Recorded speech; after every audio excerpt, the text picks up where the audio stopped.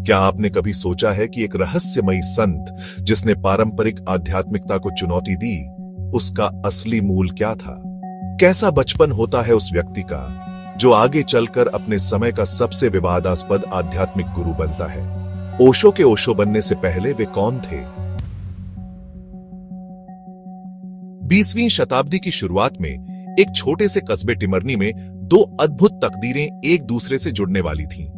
बाबूलाल जैन, जिन्हें प्रेम से दोई कहा जाता था, 1908 में जन्मे थे।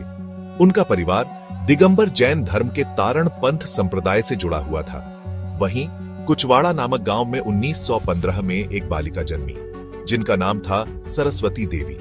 उस समय की प्रथाओं के अनुसार सरस्वती देवी का विवाह 7 साल की उम्र में बाबूलाल से कर दिया गया।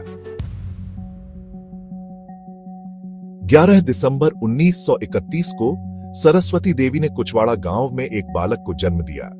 उसकी सुंदरता और शांति देखकर उसके नाना ने तुरंत उसका नाम राजा रख दिया। बाद में यही बालक दुनिया भर में ओशो के नाम से जाना गया।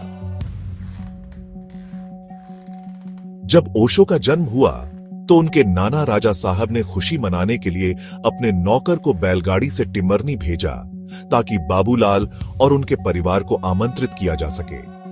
बड़ी कठिन यात्रा के बावजूद बाबूलाल अपने माता पिता के साथ कुचवाड़ा पहुंचे। वहां उनका स्वागत बड़े प्रेम और उपहारों के साथ किया गया। इसी समारोह में राजा साहब ने बाबूलाल से एक अनोखी मांग की। उन्होंने नवजात शिशु राजा को अपने पास छोड़ने का अनुरोध किया ताकि वह अपने नाना नानी के साथ रहकर उन्हें बुढ़ापे में सहारा दे सके। बाबूलाल इस भावनात्मक अनुरोध से इतने प्रभावित हुए कि उन्होंने सहमति दे दी और सरस्वती देवी को नवजात ओशो के साथ वहीं छोड़कर वापस तिमरनी लौट गए। ओशो के बचपन के 8 वर्ष नाना नानी के साथ बीते। उनका घर 2 मंजिला था जो एक मजबूत बाड़ और गेट से घिरा हुआ था। यही वह स्थान था जहां ओशो ने अपनी जिज्ञासा, स्वतंत्रता और आत्मचिंतन की नींव रखी। नाना नानी ने उन्हें इतना मुक्त वातावरण दिया कि वे बिना किसी रोक टोक के दुनिया को अपने तरीके से देखने और समझने लगे। उनका अधिकतर समय प्रकृति की खोज और गहरी चिंतनशीलता में बीतता था। लेकिन जब नाना का निधन हुआ तब 8 वर्षीय ओशो को अपने माता पिता के पास लौटना पड़ा। बचपन में ओशो को रजनीश चंद्र मोहन नाम दिया गया था, जिसे उनके चाचा शंकर लाल ने सुझाया था। परिवार में उन्हें राजा कहा जाता था, लेकिन उनके स्कूल के दोस्त उन्हें रजनीश कहने लगे, जिसका अर्थ है पूर्णिमा का स्वामी। रुमटेक मठ के लामा करमापा ने एक अद्भुत तथ्य साझा किया कि ओशो का पूर्व जन्म तिब्बत में हुआ था। उनके अनुसार ओशो का पूर्व शरीर तिब्बत की एक गुफा में 99 संरक्षित शरीरों में से 97वें स्थान पर रखा गया है। 700 साल पहले वह तिब्बत के पहाड़ों में एक रहस्यमयी विद्यालय के प्रमुख थे। इस पूर्व जन्म में वह 21 दिनों का एक कठिन उपवास कर रहे थे जो मृत्यु से पहले पूरा किया जाना था, लेकिन 3 दिन का उपवास अधूरा रह गया। ये 3 अधूरे दिन उन्हें अपने अगले जन्म में पूरा करने थे, यानी इस जन्म में ओशो के रूप में। आश्चर्यजनक रूप से जब ओशो का जन्म हुआ तो उन्होंने पहले 3 दिनों तक अपनी मां का दूध नहीं पिया। गांव की एक बुजुर्ग ब्राह्मण महिला ने इसे एक संत के जन्म का संकेत बताया। कुचवाड़ा में बिताए शुरुआती सालों में ओशो का जीवन पूरी तरह से स्वतंत्र था।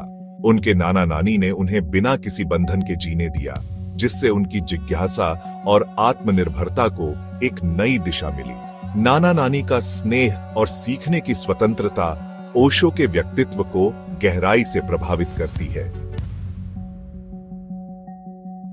बचपन में ओशो को प्रकृति से विशेष लगाव था।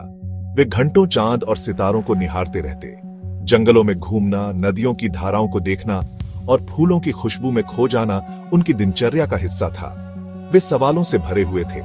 नदी कहां से शुरू होती है और कहां खत्म होती है? क्षितिज के उस पार क्या है? फूलों के रंग और खुशबू कैसे बनते हैं? उनके भीतर की खोजी प्रवृत्ति उन्हें आध्यात्मिकता और जीवन के गहरे रहस्यों की ओर ले जाती है। रजनीश के बचपन के दिनों में उनकी बहुत करीबी मित्र थी शशि। शशि उनके गांव के डॉक्टर की बेटी थी और उनसे 2 साल छोटी थी। वह अक्सर रजनीश को शिव मंदिर जाते हुए देखती और उनके लिए एक विशेष स्नेह रखती थी। हालांकि जाति भेदभाव के कारण उनका प्रेम समाज के लिए अस्वीकार्य था। शशि ब्राह्मण समुदाय से थी और रजनीश जैन समुदाय से। लेकिन उनका प्रेम निष्कलंक और मासूम था। शशि की मृत्यु मात्र 14 वर्ष की आयु में टाइफाइड के कारण हो गई। जब रजनीश को यह समाचार मिला तो वे टूट गए। वे अंतिम दिनों में उसके साथ रहे, लेकिन उसकी मृत्यु को रोक नहीं सके। यह प्रेम और यह क्षति ओशो के जीवन में एक गहरी छाप छोड़ गई। ओशो की नानी किसी भी धर्म में विश्वास नहीं रखती थी। वह खजुराहो के एक तांत्रिक परिवार में जन्मी थी और उनका पालन पोषण एक स्वतंत्र विचारक के रूप में हुआ था।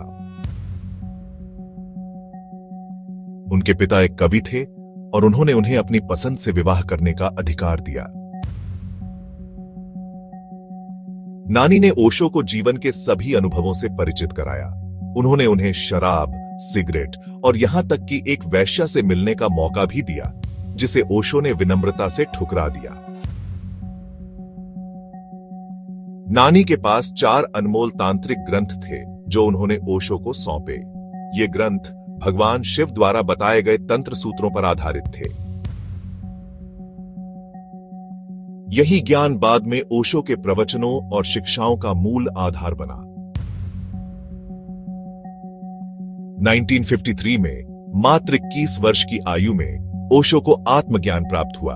उनका कहना था कि यह कोई क्षणिक अनुभव नहीं था, बल्कि एक स्थायी परिवर्तन था, एक ऐसा अनुभव जहां अहंकार समाप्त हो गया और केवल शुद्ध चेतना शेष रह गई। उन्होंने इस घटना को इस प्रकार वर्णित किया, मैं अपनी संपूर्ण चेतना में जाग उठा। मैं अब केवल एक व्यक्तित्व नहीं था, बल्कि एक असीमित अस्तित्व था। बुद्ध, कृष्ण, कबीर और अन्य जागृत आत्माओं की तरह ओशो ने भी उसी परम चेतना का अनुभव किया। उनकी पहचान, उनकी जीवनी, सब कुछ उस अनुभव में विलीन हो गया।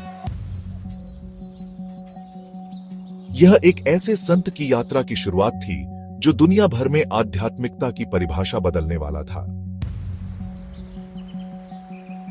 ओशो केवल एक संत नहीं थे, वे एक विद्रोह थे।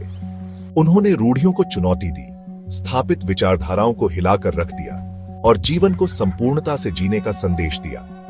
उनके विचारों ने लाखों लोगों को प्रभावित किया और उनकी शिक्षाएं आज भी दुनिया भर में प्रेरणा का स्रोत बनी हुई है।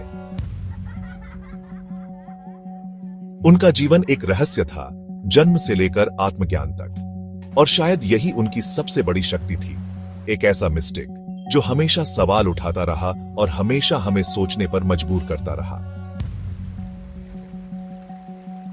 तो क्या आप मानते हैं कि ओशो का जीवन एक पूर्व नियोजित रहस्य था? क्या यह मात्र संयोग था या किसी गहरी आध्यात्मिक योजना का हिस्सा?